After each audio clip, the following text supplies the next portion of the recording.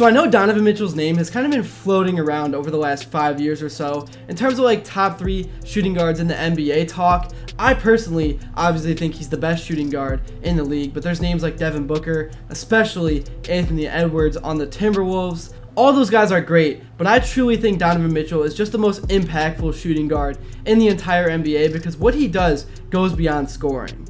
Right now, he is averaging just over 30 points a game, which is crazy on its own. But it's just like the stuff he does beyond that because he facilitates, he orchestrates the offense, he gets Evan Mobley involved, he plays great defense, he's been reading passing lanes, really been locked in on that end, and then in crunch time, he can just take over games. So when he scores 30, it's not an empty 30. I know we see that across the NBA. Guys who put up 25 shots, score 30 points are inefficient, they don't have a lot of assists, they don't have steals. Donovan Mitchell is truly doing it all, and he has absolutely exploded out of the gate this year. The Cavs are 7-3. He is a big reason why, and what he is doing is even more impressive because of all the injuries that the Cavs have been dealing with. I mean, the last 2 to 3 minutes were just unbelievable. Donovan took over. He had the and one. I'm talking about the Bulls game, of course, and that really just deflated their entire team. It got the crowd going. It was electric inside of Rocket Arena for the finish of that game. I was there for my 21st birthday. So yeah, in this video, I want to take a deep dive into and break down Donovan Mitchell's red-hot start to the season. I want to talk about the Cavs starting out with a 7-3 record and so much more. But before I begin, I would really appreciate it if you would drop a like and subscribe. It only takes 5 seconds, plus you can always change your mind. We are on the road to 60,000 subscribers, and with your support, I believe that we can get there super fast. Alright, so Donovan Mitchell is averaging 31.9 points per game right now. He's hitting over 53% of his shots. He's also dishing out 5 assists per game. In that comeback against the Bulls, even after starting slow, he finished the game with 29 points, 6 rebounds, and 6 assists. And that and one when Cleveland was trailing was the finisher that really sealed the deal that Donovan is the best shooting guard in the NBA as of right now. Let's take a look at some game film.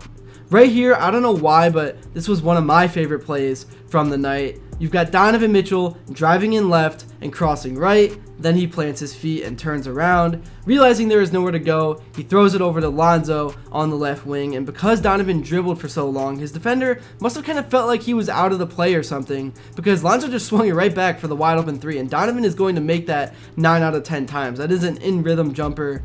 Very lackluster defense from the Bulls on this play. You gotta finish for the whole 24 seconds. Next up, I love this awareness out of Donovan. He has the ball in transition, his head is looking up, and he sees Jarrett Allen split the middle of the defense. I thought Jarrett Allen played horrific in this game. He was turning the ball over, was just playing super soft. But this is what Jarrett Allen needs to do. A lot of running in transition, and this was the perfect pass and a great finish. Prime example of Donovan setting up his teammates for success and being more than just an elite scorer. Now late in the game, I already mentioned this play. It was the play of the game. Jalen Tyson kind of sets a pick while also making the pass. It wasn't a clean transition, but Don put himself in front of Vucevic, and all he could do was try to block the shot, but his arm ended up hitting Donovan, and he still finished through contact for the and one, and he gave Cleveland the 2-point lead. This was the turning point in the game. It was electric inside Rocket Arena.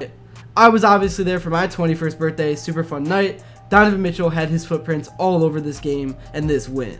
One of the other players who did as well was DeAndre Hunter. He scored a season-high 29 points on 10 of 16 shooting. He was 4 of 8 from 3, and the highlight of the night came when he literally broke Josh Giddey's ankles. He sent him to the floor and then drove in for the dunk. The entire bench got up. I thought Giddey was genuinely injured. It looked like he snapped his ankle. He did return to the game, probably out of pride. Maybe they shot him up with something. But anyways, for Hunter, he started hot. Really, in the first half, he was one of the only reasons why Cleveland was even in striking distance. If he did not do what he did, Kenny Atkinson may have just waved the white towel early to give the guys some rest. Saturday was definitely the DeAndre Hunter that we need to see moving forward. It was the DeAndre Hunter that Kobe Altman initially intended to trade for, and I've said this before. In Atlanta, DeAndre Hunter was a scorer. He was averaging like 18 a game or something. But then when he came to Cleveland, he kind of played laid back and focused on defense. He did not want to mess up the chemistry that the team already had, which that's understandable. But at the end of the day, he is an elite scorer when he plays aggressive and attacks the rim. And the Cavs on a night like Saturday against the Bulls needed his offense. Last year in the playoffs, I wanted him to attack the basket way more than he did. I think he is starting to realize that now, so hopefully he can build on that performance as we approach back-to-back games in Miami.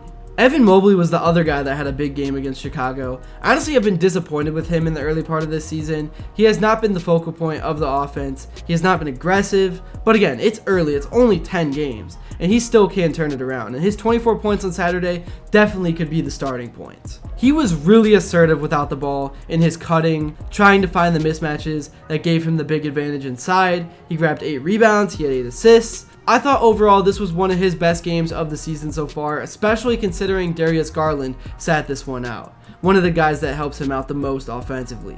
So overall, Evan Mobley had a good game, but the main thing I'm looking at is to see how he follows it up. I'm honestly super happy with how the Cavs have been playing to start out this season. It's not like the booming 15-0 start they had last year. They are more under the radar and not being talked about, and that's where they need to be. Me personally, I'm even done with all the hype. The only thing I care about is playoff execution.